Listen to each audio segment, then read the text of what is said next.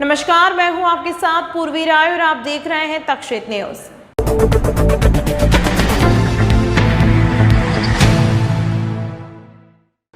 इंदौर के राजवाड़ा रिटेलर व्यापारियों में आक्रोश। व्यापारी के साथ मारपीट और धमकी को लेकर आधे दिन किया बाजार बंद।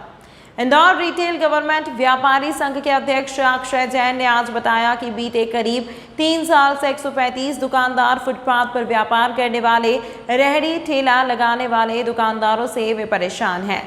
उनका कहना है कि फुटपाथ पर दुकान लगाने वालों के कारण उनका व्यापार तो प्रभावित होता ही है, साथ ही विवाद की स्थिति भी हर दिन बनती है। व्यापारी संघ के अक्षय जैन ने कहा कि बीते दिन भी दुकानदारों की शिकायत करने वाले एक व्यापारी के साथ असामाजिक तत्वों ने मारपीट करते हुए धमकाया है, जिसको लेकर भी सराफा थाने में वह शिकायत करेंगे और निगम कमिश्नर सहित पुलिस के वरिष्ठ अधिकारियों से भी मुलाकात कर अपनी तकलीफ बयां करेंगे। अक्षय जैन ने आरोप लगाया कि निगम के कुछ लोग और राजनीतिक लोगों के संरक्षण में कुछ लोगों द्वारा व्यापारियों के साथ मारपीट जैसी घटनाएं की जा रही हैं। राजवाड़े के पीछे बने रिटेलर, कपड़ा मार्केट सहित अन्य बाजार की दुकानें आज आधे दिन बंद रही।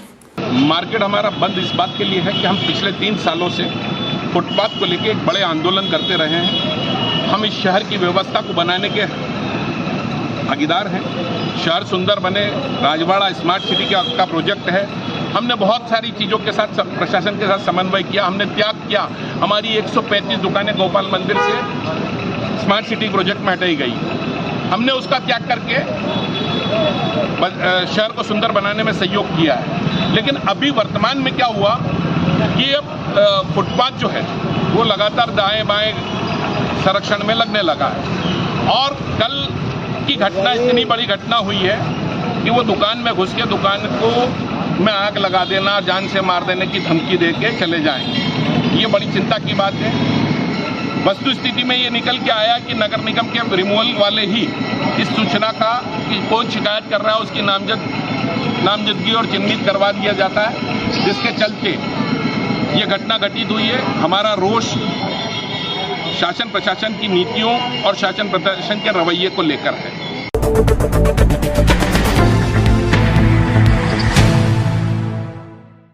इंदौर में फिर एक बार पुलिस की कार्यप्रणाली को लेकर सवालिया निशान खड़े किए गए हैं।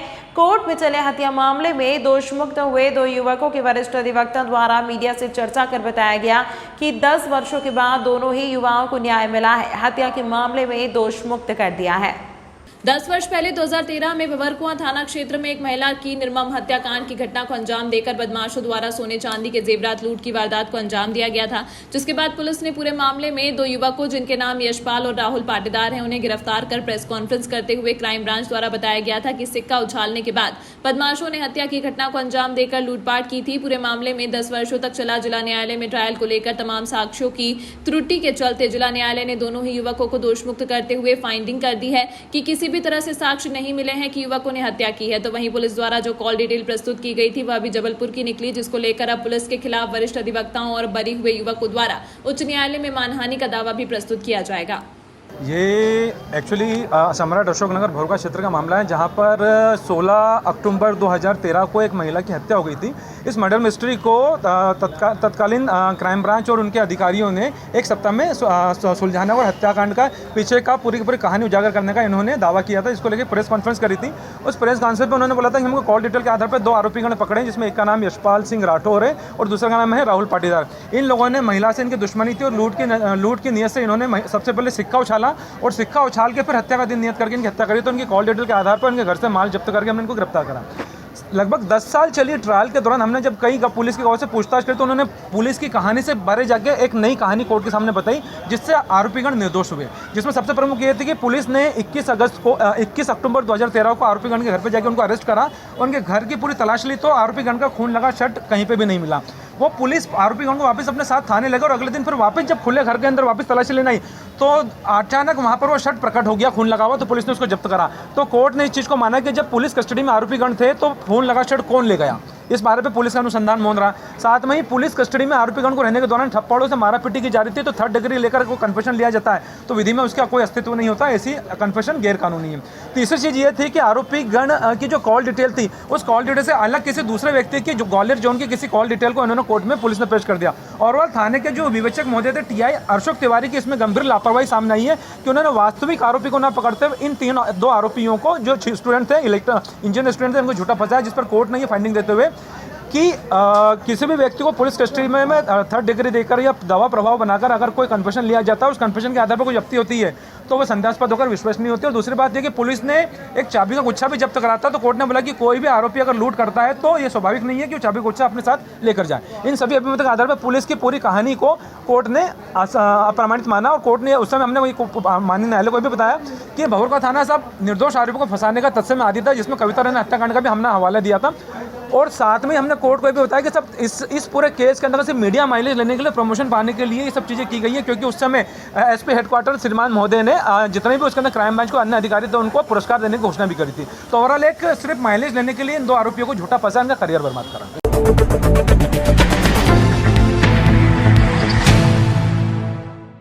विधानसभा चुनावों के मद्देनजर भाजपा की चुनावी गतिविधियां शुरू हो गई हैं। इंदौर में विधानसभा क्षेत्र क्रमांक 1 का कार्यकर्ता सम्मेलन आयोजित किया गया। इसमें पार्टी के संभागीय प्रभारी सांसद महापौर सहित पार्टी के कई बड़े नेता उपस्थित रहे। सम्मेलन में कार्यकर्ताओं को विधानसभा और लोकसभा चुनावों में पार्टी को बड़ी जीत दिलाने का संकल्प दिलाया गया। भाजपा प्रदेश संगठन के निर्देशानुसार इंदौर विधानसभा क्षेत्र क्रमांक 1 का कार्यकर्ता सम्मेलन आयोजित किया गया। संभागीय प्रभारी राघवेंद्र गौतम, सांसद शंकर लालवानी, महापौर पुष्यमित्र भार्गव, पूर्व विधायक सुदर्शन गुप्ता, वरिष्ठ नेता बाबू सिंह रघुवंशी के आतिथ्य में यह कार्यकर्ता सम्मेलन हुआ। सम्मेलन में भाजपा को बड़ी जीत दिलाने का संकल्प लिया गया। पूर्व विधायक सुदर्शन गुप्ता ने कहा कि बीते 5 सालों में इंदौर विधानसभा क्षेत्र क्रमांक 1 विकास के मामले में पिछड़ गया है। प्रदेश संगठन के निर्णय अनुसार पूरे मध्य प्रदेश के 230 विधानसभाओं में भारतीय जनता पार्टी के कार्यकर्ताओं के सम्मेलन हो रहे हैं। उसी तारतम्य में आज इंदौर विधानसभा क्षेत्र क्रमांक 1 के सभी कार्यकर्ताओं का सम्मेलन हो रहा है। आने वाले चुनाव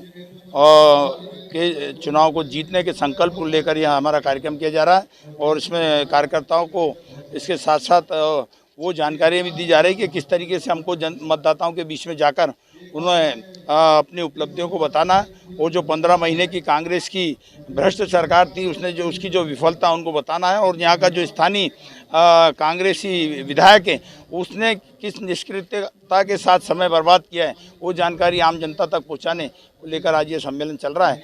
और निश्चित ही मुझे आज विश्वास है कि आज हजारों की संख्या में हमारे यहाँ पे कार्यकर्ता उपस्थित हैं और यहाँ से संकल्प लेकर जाएंगे और आगामी विधानसभा चुनाव 2023 में और लोकसभा के जो चुनाव 24 में हम यहाँ से भारी बहुमत से। ये हमारे कार्यकर्ताओं की जागरूकता है, हमारे संगठन के पदाधिकारियों के, हमारे मंडल अध्यक्ष, हमारे पार्षदों की सक्रियता का परिणाम है कि आज यहाँ पर पोलिंग बूथ तक की जो हमारा ने गठन करा है उसके कार्यकर्ता यहाँ पर उपस्थित हैं। निश्चित ही बदलाव होगा और मुझे लगता है कि कम से कम 175 से अधिक भारतीय जनता पार्टी की सीटें मध्य प्रदेश में जीतेगी और फिर से भारतीय जनता पार्टी की सरकार बनेगी।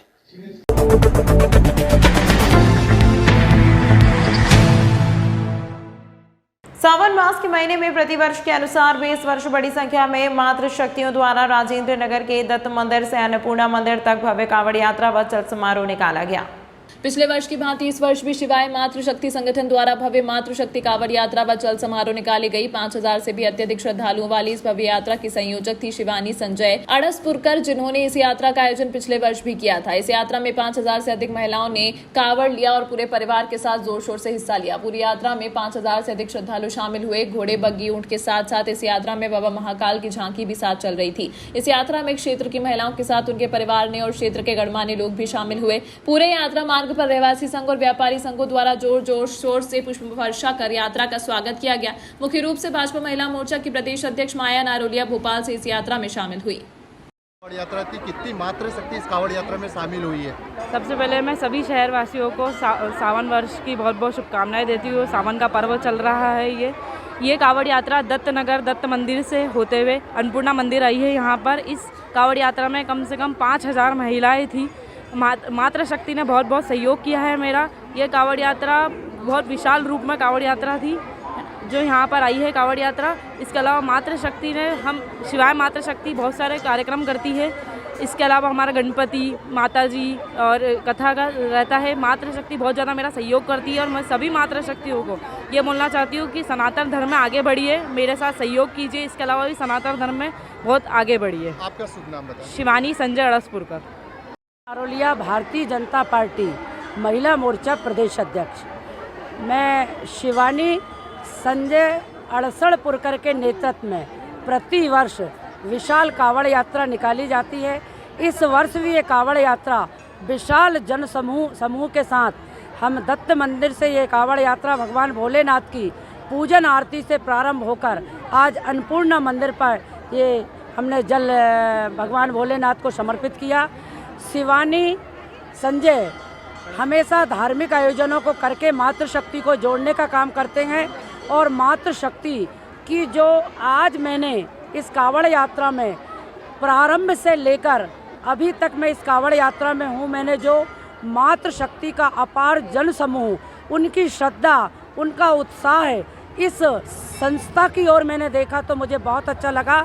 जगह जगह पंडाल बनाकर इस कावड़ यात्रा का स्वागत किया गया, फलार दिए गए, फल दिए गए, जूस पिलाया गया। शिवानी और संजय को बहुत शुभकामनाएं देती हूँ। आपका शुभ नाम बता दीजिए। मैं माया नारोलिया भारतीय जनता पार्टी महिला मोर्चा की प्रदेश अध्यक्ष हूँ। ओम नमः शिवाय। सभी के जीवन में सुख, समृद्धि, शांति हमेशा बनी रहे, इस उद्देश्य के साथ ओम बम कावड़ संघ अजीत ठाकुर जी मित्र मंडल द्वारा विगत 17 वर्षों से एक दिव्य कावड़ यात्रा हमारे ओमकारेश्वर से महाकालेश्वर तक निकाली जाती है।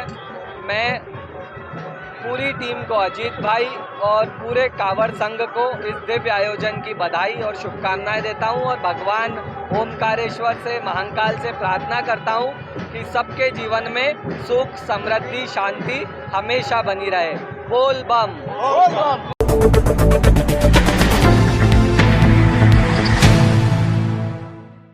नवगठित परिवर्तन पार्टी ऑफ इंडिया के राष्ट्रीय अध्यक्ष हुए मीडिया से रूबरू। विधानसभा चुनाव में सभी 230 सीटों पर प्रत्याशी उतारने की कही बात। आगामी चुनाव में मध्य प्रदेश में जहां कांग्रेस और बीजेपी दम भर रही है, वहीं नई पार्टियों ने भी मध्य प्रदेश में चुनाव लड़ने का फैसला किया है।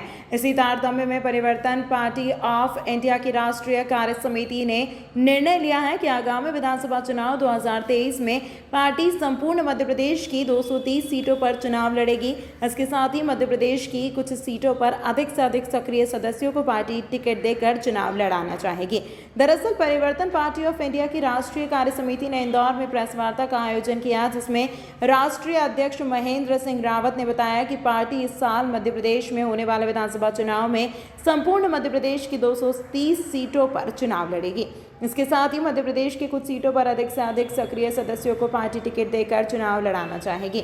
वहीं पार्टी में जहां फिल्म इंडस्ट्री से दिग्गज कलाकार और प्रोड्यूसर शामिल हैं, वहीं किन्नर समुदाय से भी बड़े नेता इस पार्टी से चुनाव लड़ने के लिए शामिल हुए हैं। सबसे पहले तो आपके सभी दर्शकों को मेरा नमस्कार और आप इस कार्यक्रम में आए, बहुत बहुत धन्यवाद आपका। देखिए, परिवर्तन पार्टी ऑफ इंडिया देश के 22 राज्यों में काम कर रही है और आने वाले विधानसभा चुनाव में हम 4 राज्यों में चुनाव लड़ने की तैयारी हमारी है, जो कि मध्य प्रदेश की 230 विधानसभा सीटों पर हम चुनाव लड़ने जा रहे हैं जी।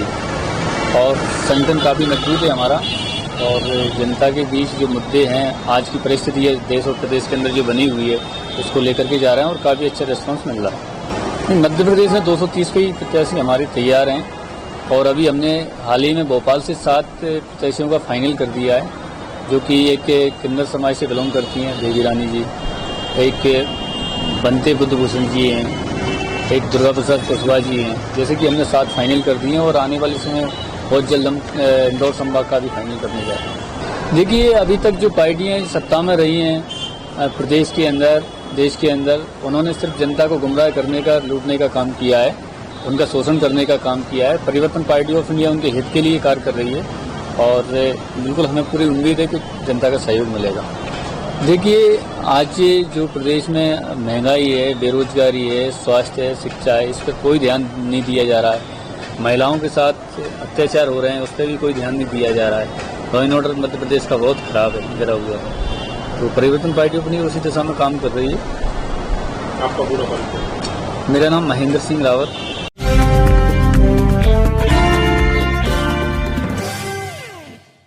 महारानी रोड इंदौर के प्रतिष्ठित व्यवसायी संजरी इलेक्ट्रॉनिक्स के संचालक हुसैन भाई कच्छावाला को जन्मदिन की हार्दिक शुभकामनाएं और बधाई।